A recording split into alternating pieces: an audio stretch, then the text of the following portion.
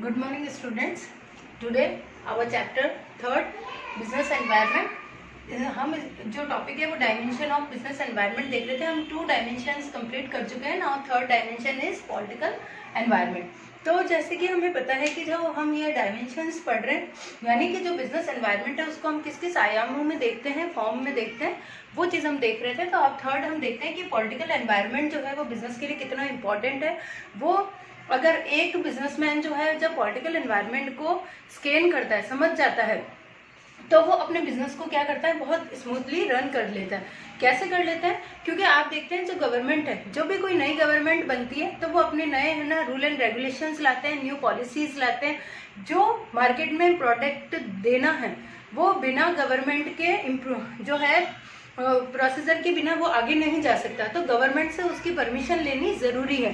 तो जो गवर्नमेंट जो नए रोज नई पॉलिसीज़ वगैरह बनाती रहती है, उसके लिए जो है हमारे जो बिजनेसमैन होते हैं उन्हें जो है स्कैन करना ज़रूरी है इस पॉलिटिकल एनवायरनमेंट को.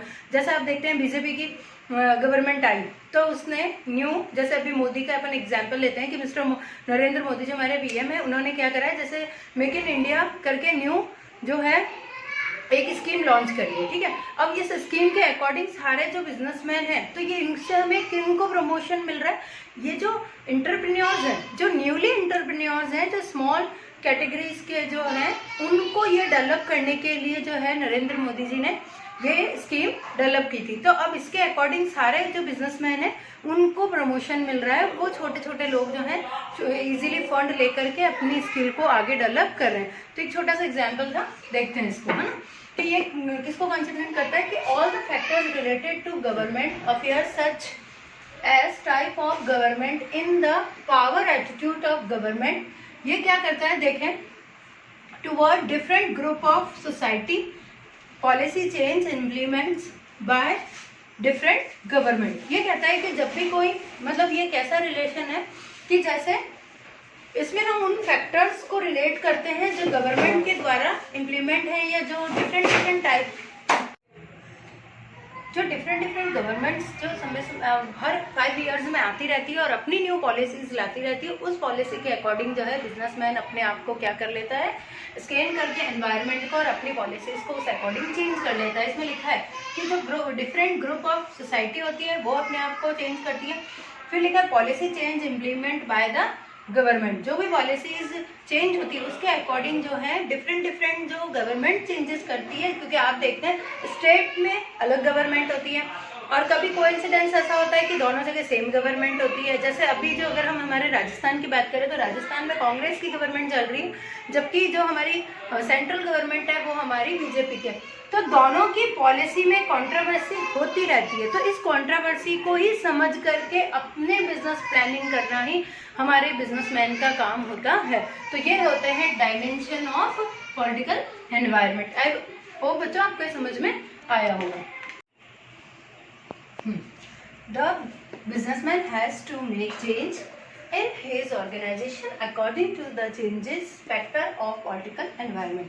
ये कहता है कि एक जो बिजनेसमैन होता है वो अपने ऑर्गेनाइजेशन में जो चेंज है वो भी जो पॉलिटिकल एनवायरनमेंट के जितने भी चेंजेस होते हैं, जितने भी फैक्टर्स होते हैं चेंज होने वाले, उनके अकॉर्डिंग ही अपनी पॉलिसीज को मेंटेन करते हैं. जैसे फॉरेन पॉलिसी ऑफ गवर्नमेंट कि अगर मान लो कोई इंपोर्ट और एक्सपोर्ट करने वाली कंपनी है तो वो सबसे पहले फॉरेन एक्सचेंज, जो फॉरेन पॉलिसीज चल रही है उसके अकॉर्डिंग ही अपने प्रोडक्शन को जो है मार्केट में लॉन्च करेगी. क्योंकि उसे पता है कि हमारी गवर्नमेंट अगर उसे प्रूव करे, मतलब अप्रूवल करेगी, तभी जाकर के वो जो है इंपोर्ट या एक्सपोर्ट हो सकता है.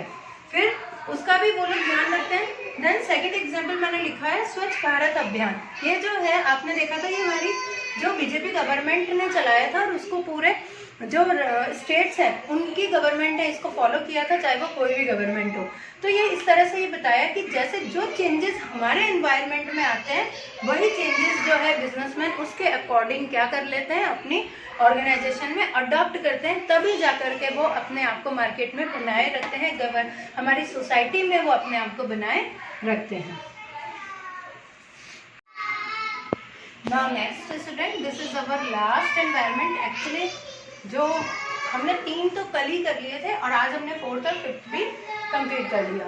ये कहते हैं लीगल एनवायरनमेंट। तो जिस तरह से हमने सारे एनवायरनमेंट देख लिए, फर्स्ट हमने इकोनॉमिक एनवायरनमेंट देख लिया था, उसमें हमने जो हमारे इकोनॉमिक से रिलेटेड, जो हमारी कंट्री जो इकोनॉमिक से रिलेटेड डील करती है, जैसे जीडीपी, एनएनपी, इनसे जो डील करती है उनके बारे में हमें देखना था, उसके बारे में बिजनेसमैन स्कैनिंग करते हैं। सेकंड हमने देखा था सोशल एनवायरनमेंट। उसके अंदर जो है, जो बिजनेसमैन है वो पहले सोसाइटी का एनालिसिस करता है, उसके अकॉर्डिंग उसको स्कैन करता है और उसके अकॉर्डिंग अपने बिजनेस को स्टेबल करता है। नाउ थर्ड हमने देखा था टेक्नोलॉजिकल, एंड फोर्थ हमने देखा था अभी जस्ट इससे हमने जो पहले देखा था गवर्नमेंट का यानी political environment, and then last is legal environment. अब ये कहता है कि जिस तरह से गवर्नमेंट अपनी पॉलिसीज बना देती है तो उस पॉलिसी को एक हार्डली या यूं कह दो कि फोर्सफुली उसे क्या करना होता है, लागू भी करना होता है, उसे फोर्सफुली एप्लीकेबल भी करना होता है, वरना कोई बिजनेसमैन उसे फॉलो करेगा और कोई बिजनेसमैन उसे फॉलो नहीं करेगा। अगर नहीं करेगा तो कौन देखने आने वाला है। तो इसके लिए गवर्नमेंट ने क्या कर दिया है कि कुछ लॉज बना दिए और वो हर ऑर्गेनाइजेशंस को फॉलो करने ही होते हैं, यानी हर कंपनी के लिए कुछ रूल एंड रेगुलेशंस बना दिए हैं। जैसे हमने पढ़ा है कि हमारे अकाउंटेंसी में भी हमने पढ़ा है कि कंपनी जो है वो कंपनी लॉ के अकॉर्डिंग चलती है, जो हमने देखा था इन 1956। और जैसे हम पार्टनरशिप भी पढ़ रहे हैं, अभी आप अकाउंटेंसी में पार्टनरशिप पढ़ रहे हैं, उसमें देखा आपने कि जो अकाउंटेंसी का जो है ना एक्ट बना दिया है वो कौन सा बना दिया, 1932। तो आपने देखा कि जिस तरह से हमें किसी चीज़ को जब बाउंडेड कर देते हैं या फोर्सफुली एप्लीकेबल करवाना होता है तो कुछ लॉज जरूरी हैं।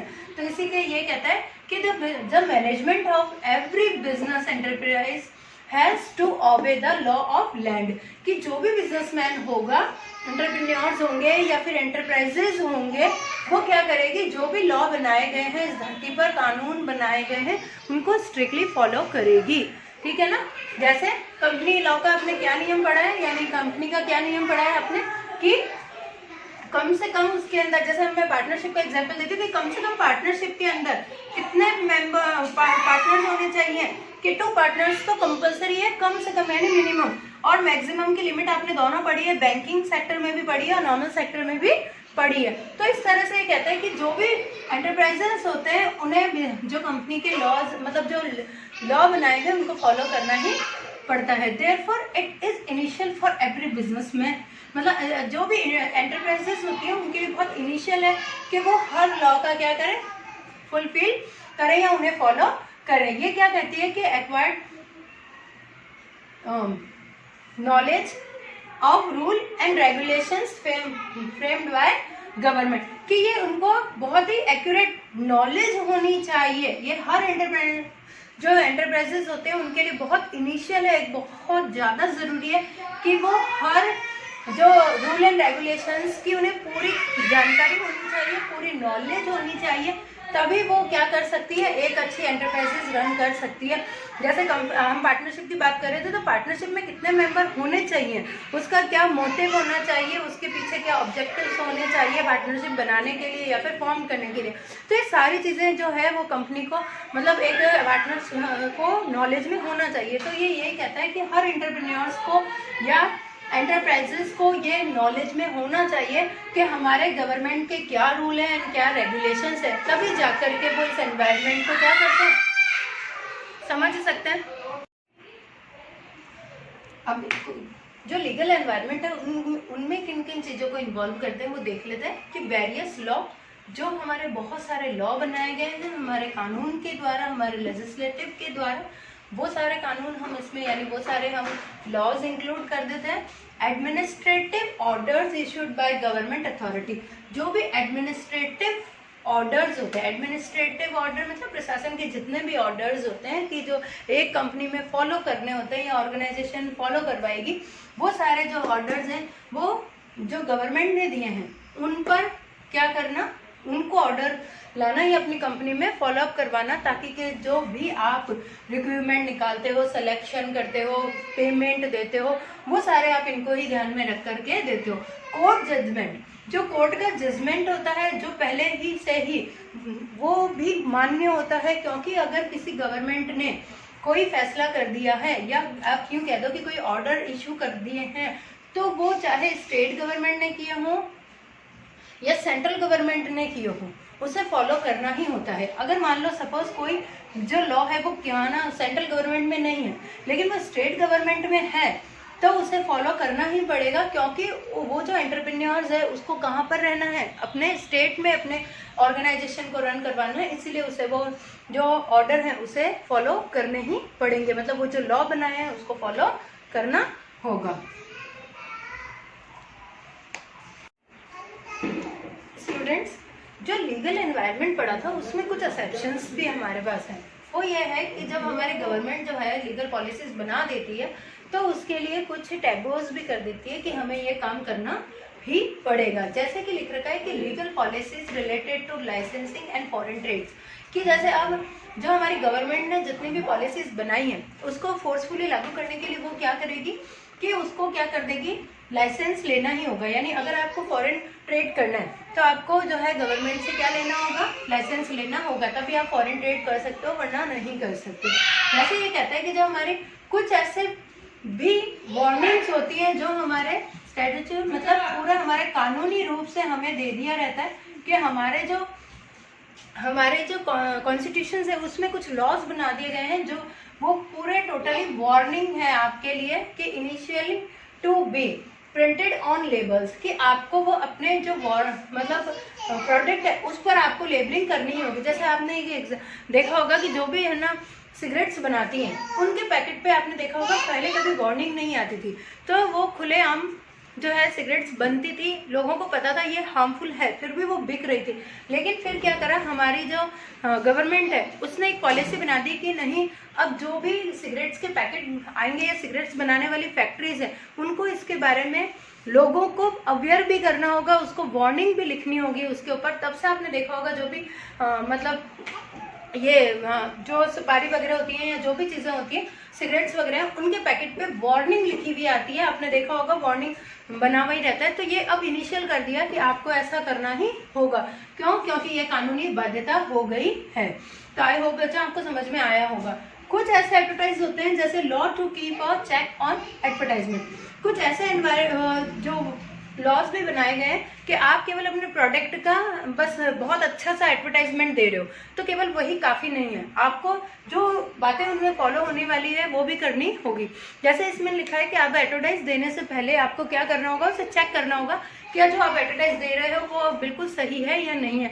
जैसा आपको सभी को पता है अल्कोहल है ना, अब अल्कोहल जो है वो हमारे समाज के लिए, हमारी सोसाइटी के लिए बिल्कुल प्रोहिबिटेड है, लेकिन फिर भी क्या है वो आ रही है मार्केट में, तो वो आ रही है तो उसके आप खुलेआम क्या नहीं कर सकते, प्रचार नहीं कर सकते, मतलब उसका एडवर्टाइजमेंट नहीं कर सकते हैं। आपने कभी भी डायरेक्टली अल्कोहल का कोई एडवर्टाइज नहीं देखा होगा क्योंकि ये हमारी गवर्नमेंट से टोटली क्या है, बैन है। और अगर आप करते हो तो उस कंपनी को क्या करना पड़ता है, बहुत सारा जो है फाइन पे करना होता है या एक जो भी उस पर पनिशमेंट लगती है वो उसको अमाउंट पे करनी होती है। उसी तरह से आपने देखा होगा मिल्क प्रोडक्ट का एक एग्जांपल है कि जो बेबी फूड आता है, बेबी मिल्क आता है, वो भी कंपनीज बना रही है, तो आप उसको ऐसे ही मार्केट में नहीं लॉन्च कर सकते, आपको उसके अंदर लिखना होगा। यानी जब ऐड आता है उसका तब आपने देखा होगा कि पहला जो है उसमें मदर्स मिल्क के बारे में बताया गया कि मदर्स मिल्क ज़्यादा इंपॉर्टेंट है बजाय इसके।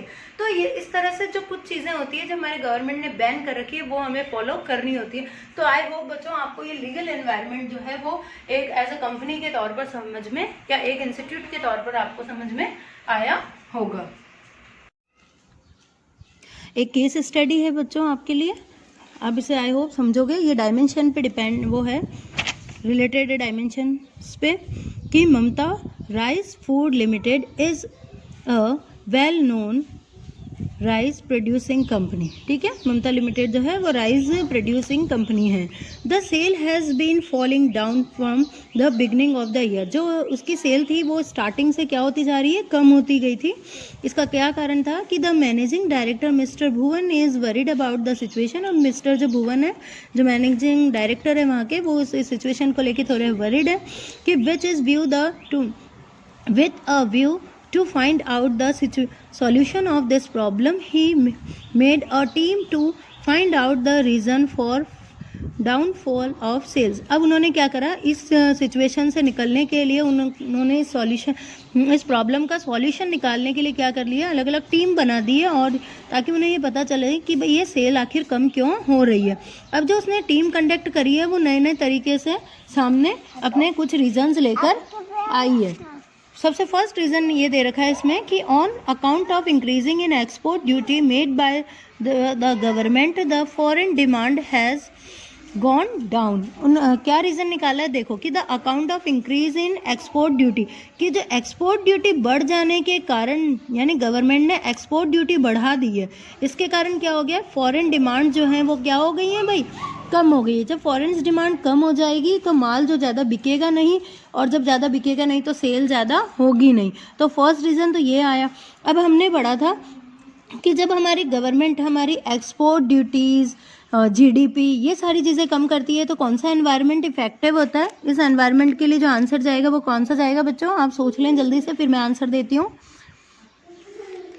इसका आंसर जाएगा बच्चों इकोनॉमिक एनवायरनमेंट, की इकोनॉमिक एनवायरनमेंट ही तो था जिसमें हमने पॉलिसीज़ पढ़ी थी, जैसे जीडीपी है, फिक्सल पॉलिसीज़ हैं, जो हमारे एक्सपोर्ट ड्यूटीज़ है, इंपोर्ट ड्यूटीज़ हैं, ये सारी जब गवर्नमेंट बढ़ा देती है तो इसका जो असर है वो हमारी इकोनॉमिक पे पड़ता है, और हमारी इकोनॉमी से हमारे जो डाटाज हैं उनमें भी क्या आती हैं, चेंजेस आ जाते हैं। नाउ सेकंड क्या था देखते हैं आगे। सेकंड देखो बच्चों क्या था कि due to abilities of other eatable, अब substitute the taste of government, the taste of people in diverse from rice. अब क्या हो गया, सेकंड रीज़न उन्होंने क्या ढूंढा कि जो पब्लिक है उन्होंने इस ईटेबल फूड का क्या ढूंढ लिया है, सब्सिट्यूट ढूंढ लिया है, और उसका सब्सिट्यूट जो अवेलेबल हो गया, इसी के कारण क्या हो रहा है कि लोग इनकी कंपनी का माल जो है वो क्या करने लगे, मतलब जो प्रोडक्ट है उसको कम खरीदने लग गए, इसीलिए भी सेल्स जो है वो क्या होती जा रही है, कम होती जा रही है। तो हमने ये किस में पढ़ा था, जब लोगों की टेस्ट बदल जाए, लोगों का प्रेफरेंस बदल जाए, तो ये सारी किस में आती है बच्चों, सोशल एनवायरनमेंट में आती है, क्योंकि टेस्ट है, फैशन है, ये सारी चीज़ें हम किस में कंसिडर करते हैं, हमारी सोशल एनवायरनमेंट में कंसिडर करते हैं ना। थर्ड रीज़न क्या दिया है इसमें कि जो कॉम्पिटिटर्स हैं वो इम्पोर्टर्स जो हैं वो क्या हुआ है कि देखो, the competitor import new technology machine are the produce better quality rice. अब क्या हो गया कि थर्ड टीम ने क्या रीज़न दिया है कि जो एक कॉम्पिटिटर जो है इंपोर्ट कंपनी वो आ गई है, वो क्या लेकर आई है, न्यू टेक्नोलॉजिकल मशीन लेकर आई है, जिससे बेटर राइस आ रहे हैं, बेटर क्वालिटी के राइस आ रहे हैं। इसीलिए जो है वो क्या हो रहा है, ममता लिमिटेड जो कंपनी है उसके राइस जो हैं ज़्यादा डिमांडेबल नहीं रहे अब, और उनकी जो क्या है सेल भी कम हो रही है। आई होप बच्चों ये तीनों पॉइंट आपको क्लियर हुए होंगे। नाउ नेक्स्ट जो फोर्थ दे रखा है वो है due to stain with the neighboring country government and our country government export is affected। अब थर्ड रीज़न वो क्या लेकर आए हैं कि जो हमारे स्टेट, जो हमारी नेबरिंग कंट्रीज़ हैं उनकी पॉलिसीज़ में और हमारे देश की जो गवर्नमेंट है उनकी पॉलिसीज़ में क्या हो गए, वो इंपोर्ट को क्या कर रहे हैं, इफेक्टिव बना रहे हैं। मतलब दोनों पॉलिसीज़ में अब क्या आ रहा है, चेंजेस आ रहे हैं। तो जब हमारी गवर्नमेंट कुछ रूल एंड रेगुलेशंस बनाती है और दूसरी कंट्री की के वहाँ के भी कुछ रूल एंड रेगुलेशंस होते हैं, तो वो जब आपस में क्रैक होते हैं, तो जब गवर्नमेंट रूल एंड रेगुलेशंस आपस में इफेक्टेड होते हैं, तो वो कौन सा एनवायरनमेंट होता है, आज ही हमने आज के टॉपिक में ही पढ़ा था, हमारा पॉलिटिकल एनवायरनमेंट इफेक्टेड होता है। तो आई होप बच्चों आपको चारों केस स्टडी, चारों पॉइंट्स जो हैं इस केस स्टडी के वो क्लियर हुए होंगे। Thank you.